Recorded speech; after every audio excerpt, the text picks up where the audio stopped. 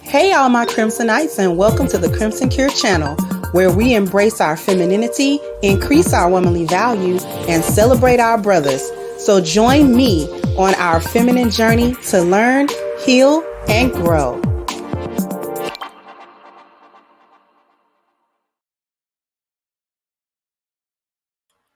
Hey there, my Crimsonites, and welcome to the Crimson Cure channel. I'm your hostess, femininity coach, and author of the Crimson Cure, and this is my perspective. So, once again, the foolishness. You got to hear it to believe it. I'm not even going to preface it too much. I'm just going to let you hear it. Beware of your brain cells. Okay. So, for everybody to keep asking me about where's my 6 kids' daddy at, let me let y'all know. So, my first baby daddy, which was my first love, and he's the father of my oldest, he has transitioned from Tony to Tracy. And he is now living in Atlanta, Georgia, dressed fully as a female. And he does not want to have anything to do with his child. My second baby daddy was kicked in the chest by a horse. It gave him an instant heart attack and he died. My third baby daddy, just a deadbeat.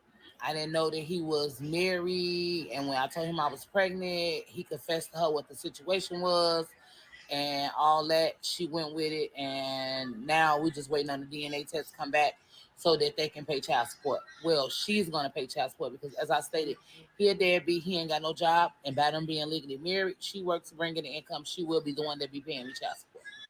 My fourth baby daddy decided he wanted to fucking be a. So, for everybody to keep asking me about where's my 6 kids' daddy at, let me let y'all know. My fourth baby daddy decided he wanted to fucking be a pirate and go rob the boat freights and shit like that. So, he is now serving 20 years. When he gets out, my child will be 25. And my last 2 kids have the same father, and he is 72 years old, living in a nursing home with dementia. My fourth baby daddy decided he wanted to fucking be a pirate and go. And that was pretty much it. You hear her go through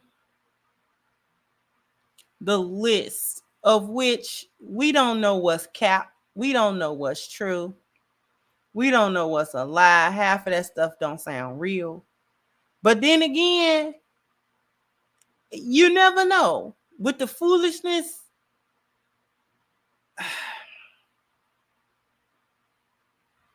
okay. She swear to God that the first one is now a woman. The second one is dead. The third one was married. Now, side note before I go on. I know this is not the topic of the video necessarily, but side note, because how does that even work? Both of them, the third baby daddy and his wife, is like, I shudder to think what kind of relationship they have and what go on in their house. Cause how you cheat, get this chick pregnant, and then the wife got to pay the child support for a child that is not her child at all. That is not in any way, shape, or form her child, nor is it her responsibility. That child is not her responsibility. And then you're okay with the chick paying you child support, knowing full and well that woman ain't had nothing to do with that. That was you and him. So the level of dysfunction going on in that house, the fact that he was even dealing with her, it says so much, and I don't really have time to really get into it. Like, that whole situation by itself is enough to unpack for actually a live stream, probably. Like, all of the craziness just from those details, just from those small details, not even a lot. It's just a little bit. First of all, whatever's going on, and you're married to a man that apparently really don't have nothing, because it's not that he just told her he didn't have anything. the fact that the wife has to pay the child support potentially tells you all you need to know. And then, but you're married to him, so I don't want to hear too much complaining. Not too much on the complaint because you're married to him. And then you slept with him and had a baby by him, the same guy that then had to break down, drop down, and come clean to both of y'all because you swear to God you didn't know he was married. You know what? You laugh to keep from crying. Then moving on to the fourth and last. So 6 children, 4 baby daddies. The last one is probably the saddest. No. The fourth one was the pirate. The fourth one was the so-called pirate. He was robbing boat docks or whatever. And then the last one is the probably the one that's the saddest, because that's all. I would liken that almost grape. That's grape. An old man in a nursing home that has dementia. So you are abusing your position as his CNA nurse or whatever. You're abusing your position as that with him. He's old.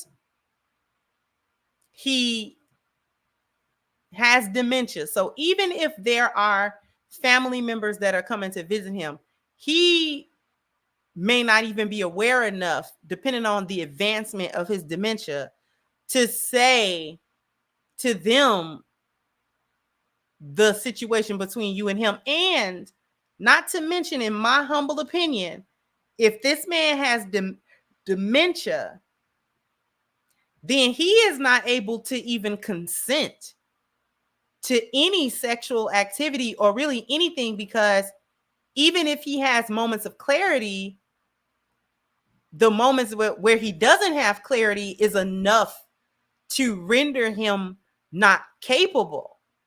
This is a man that can't live by himself because of his deteriorating mental capacity, cognitive capacity. So you are essentially graping an old man for whatever reason. I don't know what you can get out of him. This is an old man in a nursing home. He doesn't have anything. And even if he does have something, he doesn't know to give it to you. He is incapacitated for all intents and purposes.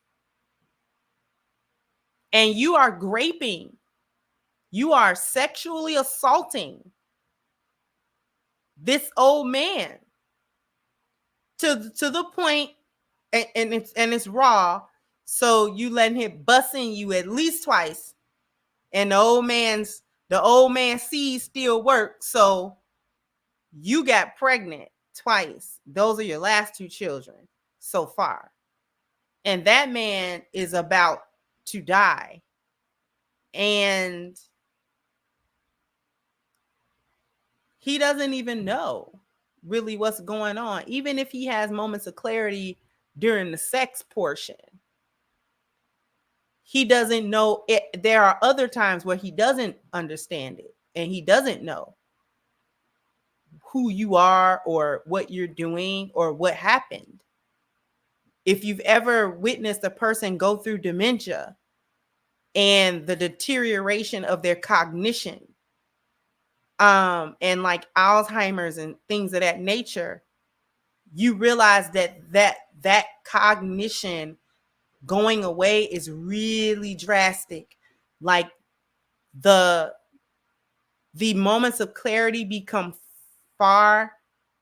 they become few and far in between, shorter and shorter time that they're able to be coherent and understand and be able to take in what's going on. And then those times where they're in the fog, where they can't comprehend and they are not coherent. So they may say anything. They may do anything.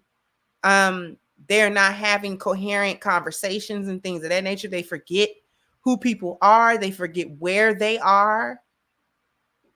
They forget why they're in certain situations or places or with certain people or not at home or things of that nature. I've watched people, old people, go through dementia and Alzheimer's and those diseases that deteriorate the thinking. And it's a sad thing to watch. And I'm sorry, I'm kind of belaboring the point because I want people to get the gravity of the gravity of what she's admitting here. If she's telling the truth, then not only is she taking advantage of her position as some type of nurse or what CNA or something, but she's sexually assaulting elderly men who don't know, who are not able to consent to her. If he wasn't in dementia and he was just old, then that it wouldn't be as bad because at least he could consent to it. At least he could say, yeah, I like you. So yeah, you can sneak in my room and, you know, if I can get it up, I hit you up. And even then it's a breach of, you know what I'm saying, your job. You're not supposed to do that anyways. But at minimum, you wouldn't be graping a man that basically can't say yes or no. Even if he says yes or no, he can't say yes or no because he doesn't know really. Because 2 seconds after you're done, he could forget and not really know what's happening and be like, wait a minute, why are my pants down? You know what I'm saying? Or whatever. So I think that was really sad, actually. The things that these females would get on here and admit to, and there's no accountability for any of it. Like, she just got on here and said that and thought it was cute. It's the thinking that is cute for me. You can tell the way she's saying the stories, the way that she's relaying the information. She thinks this is cute. She thinks this is, you know, and she's also saying in a way where it's all of these men's issues and not her. She's not the issue here. She is the issue. She's the issue. She's the lowest common denominator in all of these equations.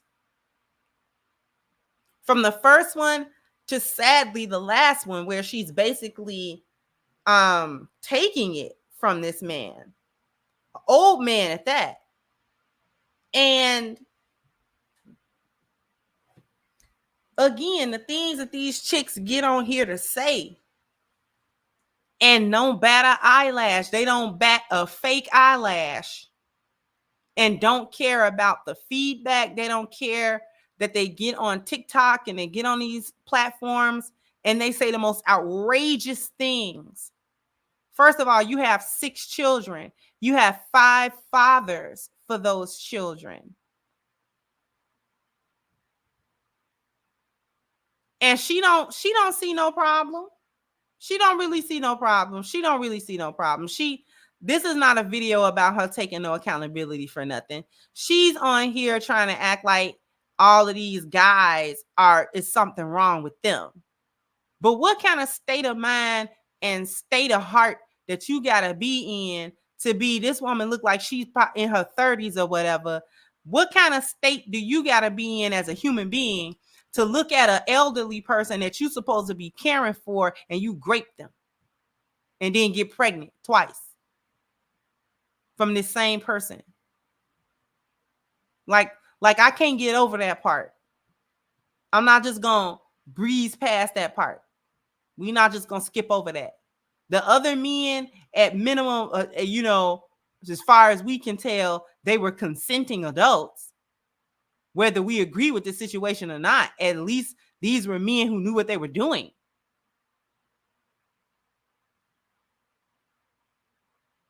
Then now you got it. Y'all are so desperate out here that is this why some of you, is this why some of these hyenas get these little nursing jobs and get these little nursing home jobs so that you can try to finesse the old men?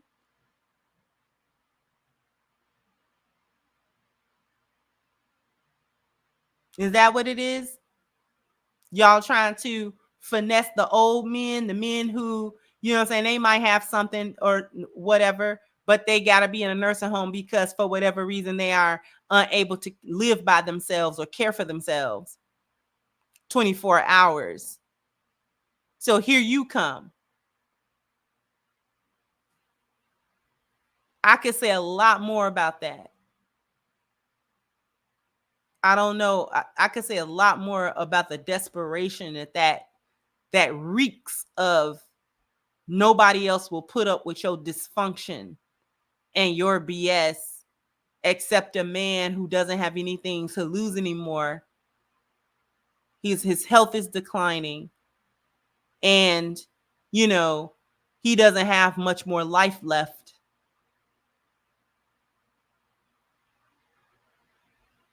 So he might as well deal with you because again, he doesn't have anything to lose anymore. This isn't a young man. He doesn't, you know, he's at the last stages of his life.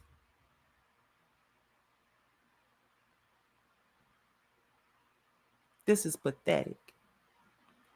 The more I talk about it, the more pathetic this actually is. Like it's disheartening and it's depressing and it's pathetic. She's really on here pathetic and saying it like it's not an issue. Like this is a small issue and I'm not really getting over it.